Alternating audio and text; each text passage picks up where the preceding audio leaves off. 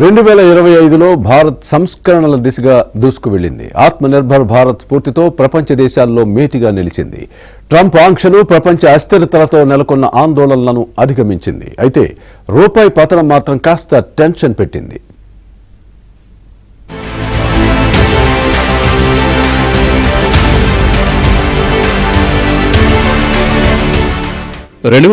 భారతదేశం ఒక శక్తివంతమైన దేశంగా ఎదిగింది. ఎన్నో ఒడిదుడుకులు సవాళ్లు ఎదురైనప్పటికీ ఆర్థిక రంగం పరుగులు పెట్టింది. 2025లో భారత్ నామినల్ జీడీపీలో జపాన్ను అధిగమించి ప్రపంచంలోనే 4వ అతిపెద్ద ఆర్థిక వ్యవస్థగా అవతరించింది. సుమారు 6.5% వృద్ధి రేటును సాధించింది. పాకిస్తాన్ సరిహద్దులో ఉద్రిక్తతలు పెరగడం, ట్రంప్ టారిఫ్లు, రష్యా నుంచి చమురు కొనుగోళ్లను నిలిపివేయాలన్న అంతర్జాతీయ ఒత్తిళ్లు భారత ఎగుమతులపై ప్రభావం చూపినప్పటికీ వాటన్నిటిని వ్యూహాత్మకంగా అధిగమించడంలో భారత్ విజయవంతమైంది. అంతర్జాతీయ సవాళ్లు ఎదురైనప్పటికీ స్థిరమైన విధానాలు, ఆర్థిక నిర్వహణలో చూపిన క్రమశిక్షణ, మౌలిక వసతులు, తయారీ రంగం, దేశీయ వినియోగ, జీఎస్టీ 2.0 వంటి సంస్కరణలతో ఎదుర్కొని భారత్ ఈ ఏడాది ఆర్థిక స్థిరత్వాన్ని సాధించింది.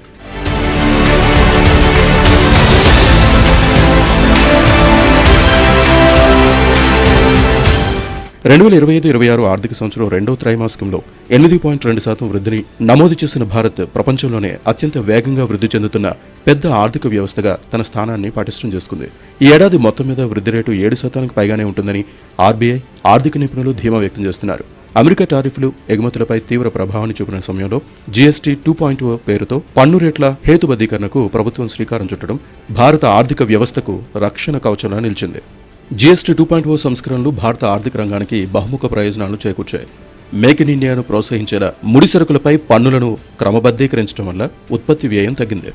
ఇక అమెరికా టారిఫ్ల వల్ల అమెరికా మార్కెట్లో భారత్ కొంత ఎగుమతి వాటాను కోల్పోతున్నప్పటికీ ఇతర దేశాలకు ఎగుమతులు పెరుగుతూ ఉండడం సానుకూలంగా మారింది.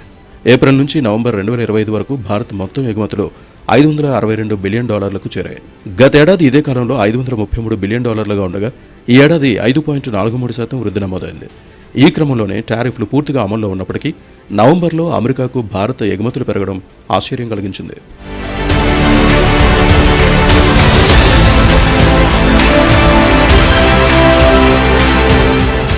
ఏప్రిల్ 1 నుంచి మైక్రో, స్మాల్, మీడియం ఎంటర్ప్రైజెస్లో పెట్టుబడులు, టర్నోవర్ పరిమితులను పెంచడం వ్యాపారాల వృద్ధికి దోహదపడ్డాయి. అనురంగంలోనూ భారత్ పెట్టుబడులు పెట్టింది. కార్మిక చట్టాలు, పన్నులు వ్యాపారాన్ని సులభతరం చేయడం, వాణిజ్యం, విద్య, శక్తి, గ్రామీణ ఉపాధి వరకు అన్ని రంగాల్లోనూ కేంద్రం సంస్కరణలు చేపట్టింది. గిగ్ కార్మికులకు 5,000 నుంచి 10,000 రూపాయల మధ్య వార్షిక సామాజిక భద్రతను భారత ప్రభుత్వం అందిస్తోంది. అటు పరిశ్రమలకు సంబంధించిన సంస్కరణల ప్రకారం ప్రతి ఫ్యాక్టరీకి 60 నుంచి 70% వరకు సమ్మతి అవసరాలు తగ్గనున్నాయి. సంవత్సరానికి 12 లక్షల వరకు ఆదాయం ఉన్నవారు ఎటువంటి పన్ను చెల్లించాల్సిన అవసరం లేకపోవడం ట్యాక్స్ పేయర్లకు భారీ ఊరటనిచ్చింది.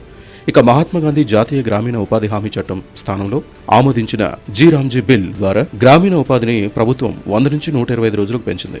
అటు 33% గ్రీన్ కవర్ నిబంధనను ఏకరీతిగా అమలు చేయడం ద్వారా తయారీ యూనిట్లను నిర్మించడానికి ప్రభుత్వం నిబంధనలను సడలించింది. ఇవే కాక ఆరోగ్య, జీవిత బీమా పాలసీల ప్రీమియంపై జీఎస్టీ పూర్తిగా తొలగించాలని నిర్ణయించడం ప్రజలకు భారీ ప్రయోజనం చేకూర్చింది.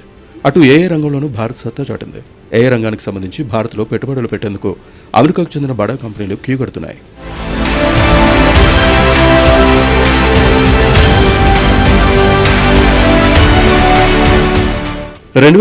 ఆర్థిక పరంగా భారత్ ఎదుర్కొన్న కీలక సవాళ్లలో ఒకటిగా రూపాయి పతనం నిలిచింది. ఏడాది డాలర్తో పోలిస్తే రూపాయి విలువ చరిత్రలోనే కనిష్ట స్థాయికి పడిపోయింది. అయితే రూపాయి పతనంపై పెద్దగా ఆందోళన అవసరం లేదని ఆర్థిక నిపుణులు అభిప్రాయపడుతున్నారు. మొత్తానికి పలు సవాళ్లు ఎదురైనప్పటికీ 2025లో భారత్ సంస్కరణల దిశగా దూసుకు వెళ్లిందనడంలో ఎలాంటి సందేహం లేదు.